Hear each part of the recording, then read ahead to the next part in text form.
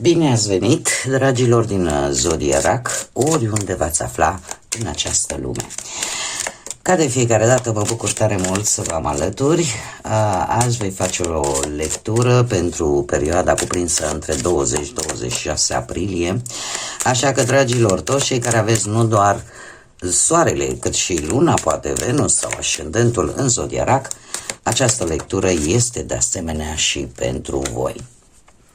Desigur, vreau să le mulțumesc din suflet tuturor celor care deja sunteți aici alături de mine și care mă susțineți prin comentariile voastre, prin gândurile voastre bune, prin gesturile voastre de apreciere, așa că mii de mulțumiri tuturor.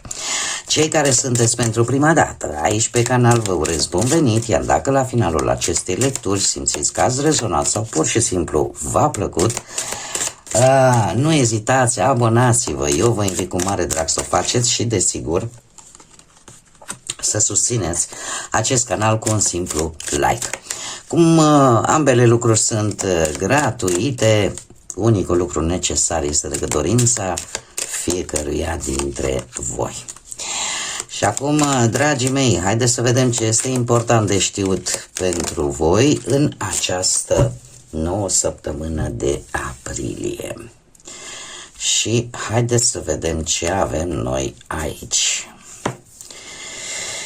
Hei, avem așa o persoană oficială, drumuri, sau cel puțin așteptarea, deschiderea de orizonturi. Haideți să o luăm cu începutul. Avem această persoană oficială, e cineva care poartă uniformă la locul de muncă. Cineva care îi place ordinea, stabilitatea, posibil să fie vorba de o situație în care poate voi trebuie să așteptați, nu știu, îndeplinirea anumitor reguli, norme, obligații, responsabilități. Da? Este vorba de, eu spun, de cineva de încredere, care nu numai că poartă o uniformă impecabilă posibil, dar și caracterul este de asemenea impecabil. Avem această carte care ne vorbește de un mic noroc, da? Mai ales pe parte bănească. Un fel de câștig neașteptat. Un câștig neașteptat care în prima fază poate să vină și sub formă de bănuți. Da, o intrare neașteptată așa de bănuți, că e, nu știu, lovitură de noroc, cadou, o indemnizație, un obiect care să aibă valoare în bani.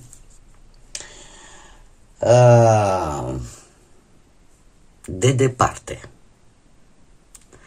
Ceva, o situație neașteptată, un noroc neașteptat care vine de departe. Vine de departe și aduce niște îmbunătățiri sau aduce o îmbunătățire a unei situații. Acum poate să fie bani, poate să fie și altceva, dar îmbunătățește o anumită situație cu care voi vă confruntați. Vine din străinătate, de la distanță.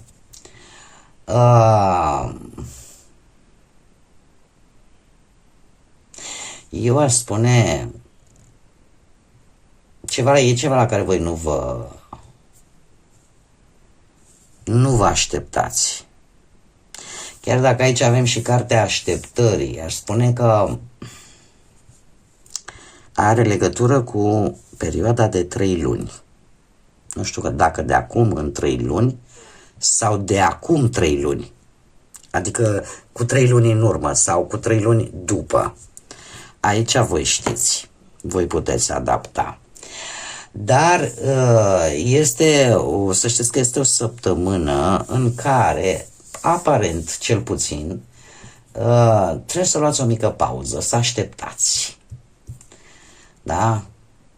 Cumva nu faceți voi niciun fel de mișcare vis-a-vis de o situație, cumva nu forțați lucrurile, aveți răbdare și se pare că ori în 3 luni de acum înainte, cumva lucrurile se vor rezolva de la sine.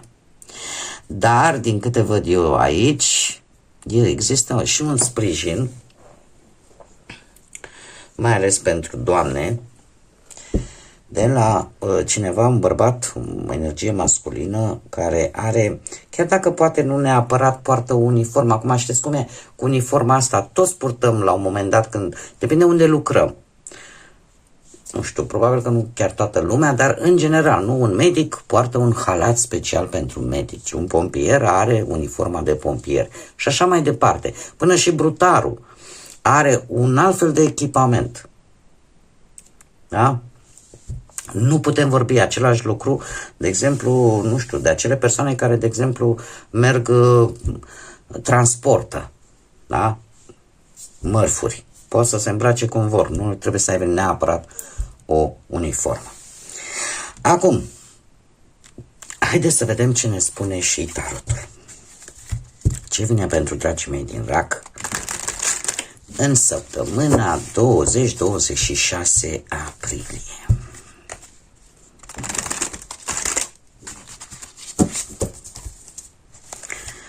Să vedem.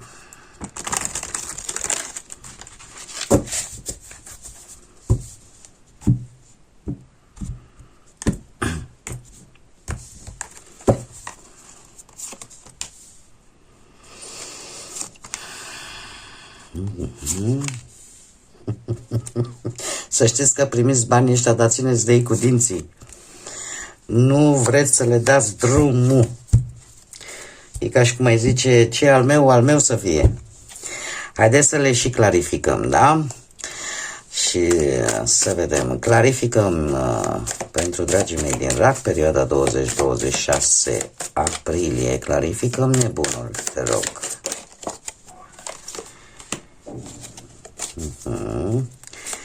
Clarificăm 4 de monede, te rog. Foarte multe monede, trebuie să vă spun. Deci e clar, în principal e vorba de bănuți. Clarificăm 4 de monede, ia să vedem de ce țineți voi așa tare de bănuți, că e chiar și este cartea bănuților. Două arcane majore. Le dezbatem imediat, clarificăm 10 de monede, moștenire ceva sau familie mare. Clarificăm 10 de... Prima carte a căzut asta. Un eveniment în familie, în relația voastră. Da, încă o dată este nebunul și acum hai să vedem și surpriza săptămânii. Clarificăm surpriza săptămânii. O punem aici. Bun. Haideți să luăm cu începutul. Pe planul muncii avem nebunul, dar și un paș de monede. Dragilor, voi în această săptămână sunteți foarte croiți. Chiar dacă, să știți că atitudinea voastră e ușor copilăroasă, dar în același timp cu acest paș de monede, posibil ca unii dintre voi să aveți legătură cu zodiile de pământ, Taur, Fecioară sau Capricorn. De ce? Pentru că puteți începe vreun studiu, vreun curs. Chiar dacă vă și riscați un pic, sunteți dispuși să învățați, să munciți pentru a începe acest curs, pentru a începe această specializare, posibil să și primiți o șansă de un job nou sau să începeți un proiect nou, dar cumva sunteți oarecum obligați să învățați o nouă meserie, să vă perfecționați în ceva. Da? Mare atenție, pentru că totuși nebunul alături de un paj îmi indică și un pic de lipsă de experiență. Da? Lipsa de experiență sau ideea asta că tu vrei, ai dorința asta, dar clar, desigur, lipsa experienței poate face ca lucrurile să se miște un pic mai încet. Dar asta nu trebuie să fie o piedică, pentru că nu, totul se învață pas cu pas, în general, în viață. Dar ne vorbește de început nou, de mult curaj, de libertate, de explorare, să încerci și altceva. Poate încercați joburi, proiecte noi, nu mai aveți aceeași teamă. E ceva probabil neobișnuit pentru voi pe planul carierei. E ceva nou, ceva cu care va trebui să vă obișnuiți sau chiar va trebui să-l și studiați. Aici este interesant, la partea asta a bănuților avem un 4 de monede, avem diavolul și marele preot, două arcane puternice și opuse în același timp, aș spune, ca și energie. Avem Capricorn și Fecioară, poate vă spune ceva, dar contradicția din aceste două arcane majore pe voi vă face să fiți foarte strânși la pungă. Ce înseamnă asta? Asta înseamnă că prioritatea pentru voi în acest moment este economia, siguranța voastră, protecția resurselor voastre, a banilor voștri. Există o situație aici, nu știu dacă pot să fie două energii. Una care este mai retrasă, poate și voi acum, depinde unde vă regăsiți voi. Că puteți avea, de exemplu, și vreun ascendent în Capricorn sau în Fecioară. Da? Și atunci adaptați. Avem, de exemplu, marele preot care vine cu foarte multă, cum să spun eu, cu principii tradiționale, cu principii stabile. Doamne, dacă eu vreau să-mi pun deoparte, poate nu vreau în bancă, nu-i problemă, mi-i pun la șosetă sau mi-i pun sub saltea. Deci există o hotărâre aici referitoare la tema asta și faptul că mergeți, cel puțin din punct de vedere bănesc, voi urmați un plan financiar tradițional, ca să spunem așa. Sau chiar dacă vreți să investiți într-un mod cât mai clasic, fără multe artificii, da? Poate unii dintre voi chiar vreți să vă faceți, nu știu, vreun plan de pensionare, un plan de pensie, da? Și tendința, da? Poate vreți să nu țineți toți banii la bancă, să-i mai puneți și în altă parte. Totuși, vedem că avem și diavolul aici care vine cu... Trebuie să vă spun, acest arcan major pe partea banilor nu este o energie rea, doar că vine cu un mic avertisment. Încercați să ieșiți totuși din... pentru cei care vă regăsiți, mare atenție cu acest mesaj, să ieșiți din această dependență de a avea foarte mult sau de un stil de viață pe care îl oferă banii. Poate că există și o energie cu aceste caracteristici în care voi trebuie să fiți foarte strânși la pungă. De ce? Pentru că tind să cred că e aici o energie care nu prea, chiar dacă face bani, parcă nu știe să țină de ei. Parcă îi cheltuie așa pe temirce, nu știu, pe lucruri care îi aduc o plăcere imediată, chiar și voi. Da? Sau să faceți cumpărături impulsive sau un lux inutil. Și lucrul ăsta vă face pe voi să fiți foarte strânși la pungă. Poate ați făcut-o până acum, dar tind să cred că e vorba de o energie. Pentru că e prinsă fix la mijloc, între 4 de monede și marele preot, între tradiție și modul vostru de a gândi și faptul că trebuie să fiți strânși la pungă. Aveți această energie care vă face să fiți... în această săptămână nu văd o înclinație către a risca, chiar dacă veți fi tentați să... Hai, domne, bagă banii aici, că ia să vezi ce îi mulțim, ies aici cu grămada. Nu vă văd făcând acest lucru, pentru că cele două cărți sunt mult mai puternice decât cea din mijloc. Mergem mai departe, viața de relație, de cuplu pentru voi. Dragii mei, avem un 10 de monede. Nu știu, poate veți avea parte de un eveniment în familie, un eveniment important în care posibil să vă întâlniți cu familia mare, ca să spunem așa. În sensul că se întâmplă ceva, că e posibil vreo cununie, nu știu, un eveniment în care voi să vă simțiți bine, că e botez, că e o reuniune. Cert este că din punctul ăsta de vedere sentimental, pentru cei care sunteți într-o relație, cel puțin această săptămână arată o relație stabilă, de lungă durată. Chiar puteți, unii dintre voi care n-ați oficializat până acum relația, să o oficializați, să ziceți, gata, domne, hai ne luăm și la biserică, ne luăm și la sfat, da? Sunt planuri pe termen lung, sunt planuri împreună și eu aș spune că relația în sine este construită pe valori comune și pe siguranță reciprocă.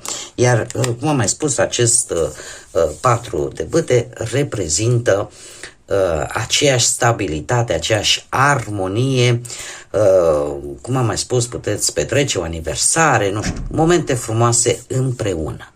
Sau chiar și să începeți un proiect comun sau chiar să-l finalizați. Cert este că există încredere, există siguranță între parteneri. Cei care sunteți singurei mei, voi sunteți voi sunteți dragii de voi, cel puțin pe plan sentimental, cu acești 7 de cupe, așa, sunteți foarte visători, foarte cu căpușorul așa în nori și parcă totul e așa un zâmbet și o floare. Am acest totuși, am nebunul. Să știți că se preconizează ceva acolo nou în viața voastră sentimentală și eu aș spune că vine mai mult printr-o întâlnire sau mai bine zis printr-o situație, printr-un eveniment în care voi efectiv veți atrage anumite persoane care au, să știți, intenții clare. Sunt serioase, sunt care vor relații durabile, vor să construiască fundații solide. Doar că, să știți, sunt aceste persoane, cum să spun eu, nu se implică din prima emoțional. Mai întâi studiază terenul. Să știți că există un risc asumat, să zicem, nu știu dacă e al vostru sau al celelalte energii cu care mie nu mi-apare. Ar putea să fie acest nebun, să fie cineva care aparent să-ți dea senzația, domne, cumva îi place așa să cunoască oameni noi, da? Să facă activități noi. Probabil că este genul de persoană care îi place extremele, da? Face vreun sport extrem. Dar să știți că este cineva, așa cum v-am mai spus, care nu se implică din prima emoțional. Tocmai de aceea voi stați așa cu 7 ăsta de cupe și vă gândiți o fi bine, aleg bine.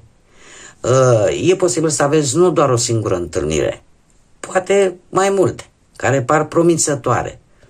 Dar voi trebuie să analizați exact ce vreți. Și nu vă lăsați duși de emoții trecătoare, pentru că eu, din câte văd aici, sau nu vă creați, mai bine zis, așteptări, până când nu vedeți că există și o implicare emoțională. Ei, ce avem noi aici? Of, Doamne, surpriza pentru voi în această săptămână, din păcate poate sau de ce nu din fericire, este un 5 de spade și un 5 de cupe. Trebuie să vă spun faptul că se repetă cifra 5. Avem 5 de spade, 5 de cupe. Cifra 5 aduce arhetipul aventurierului, al celui care e foarte schimbător. Cum este guvernat de către Mercur și are și o energie masculină yang, să știți că eu aș spune mai degrabă că veți avea de-a face cu acest gen de persoane care sunt foarte schimbătoare, care, cel puțin pe voi, o să vă cam tulbure în această săptămână. Este posibil să aveți parte ori de anumite regrete, ori de anumite dezamăgiri, dar și de anumite lecții emoționale, mare atenție. De ce? Pentru că cinciul de spade vorbește de un conflict, o dispută, o dezamăgire, dar o lecție care ți se va da, dragă și dragule din rac, în urma unei pierderi sau în urma unei situații în care cineva efectiv acționează într-un mod mărșav, într-un mod neortodox, să spunem așa, și pe față. Vă dați seama ceea ce tristețea voastră, dezamăgirea voastră vine tocmai din cauza faptului că este cineva probabil la care poate nu v-ați fi așteptat. Dar asta este o lecție din care voi să ieșiți cu o gândire mult mai matură, pentru că de multe ori, și nu ne dăm seama, dar uneori e nevoie să pierzi sau să te confrunți cu un adevăr pentru a putea merge mai departe, îmi cer scuze, pentru a-l accepta, pentru a-l digera bine și a merge mai departe. Iar lucrul ăsta se poate întâmpla în această săptămână cu acest 5 de spade în care, nu știu, chiar dacă nu vă așteptați, pot apărea tensiuni, în general lucruri care te vor obliga să vezi un adevăr și să înveți din aceste lecții, din aceste eșecuri.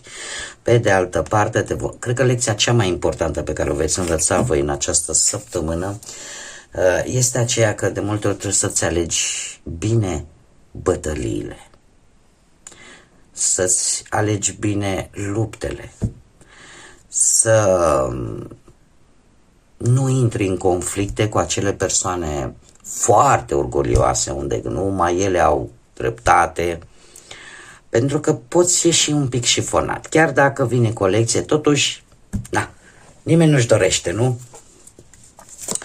Să treacă prin aceste lucruri. Dar surpriza asta este cineva care nu joacă cinstit.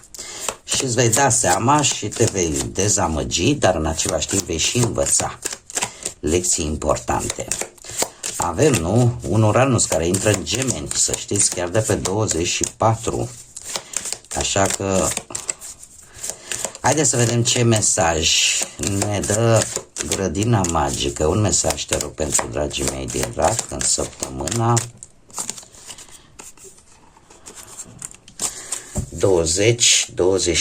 20-26 aprilie. Și avem în parte albinuța cea ocupată continuă să-și facă timp pentru fiecare floare.